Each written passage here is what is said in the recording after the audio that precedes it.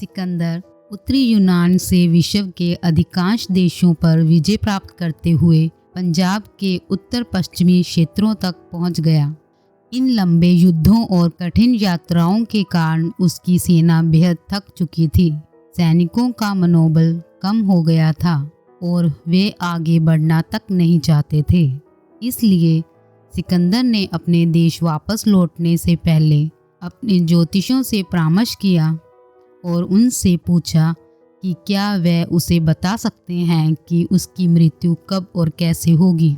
ज्योतिषियों ने यह गणना की और पता चला कि सिकंदर का जीवन लगभग समाप्त होने ही वाला है, परंतु वे सच बोलकर अपनी जान खतरे में नहीं डालना चाहते थे और झूठ भी नहीं बोल सकते थे।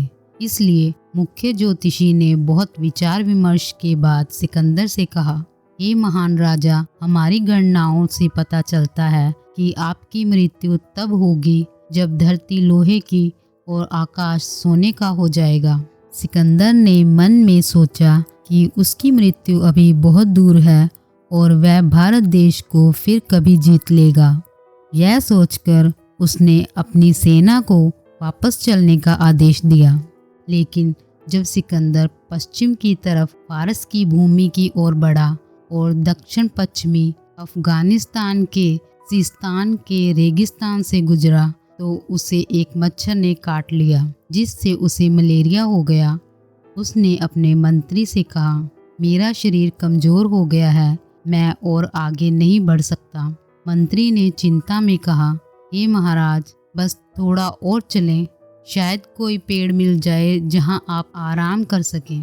वे तपती धूप में रेगिस्तान पार करते रहे, लेकिन कुछ मील आगे बढ़ने के बाद सिकंदर इतना कमज़ोर हो गया कि वह घोड़े से उतरकर जमीन पर लेट गया। मंत्री ने तुरंत राजा की सुरक्षा और आराम का उपाय सोचा। उसने अपना लोहे का कवच, जिसमें रेशम की परतें भी थीं, उतार कर जमीन पर बिछा दिया ताकि राजा उस पर आराम कर सके।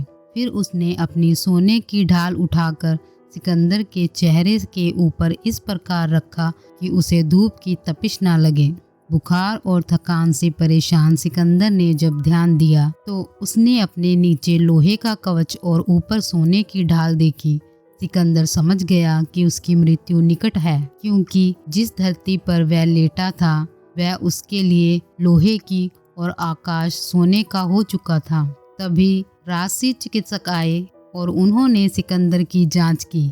उन्होंने कहा, सम्राट, आपकी बीमारी लाइलाज हो चुकी है और कोई दवा आपकी जान नहीं बचा सकती।